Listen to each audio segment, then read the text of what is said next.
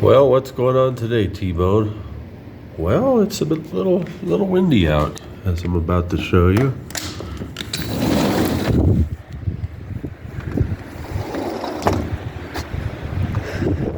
Bouncing those big pine trees around. One of the pine trees,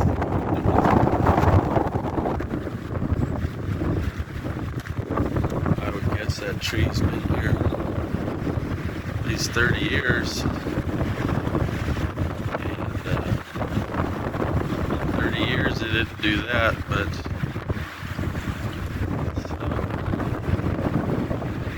going to have to let the wind stop and back up with the tractor.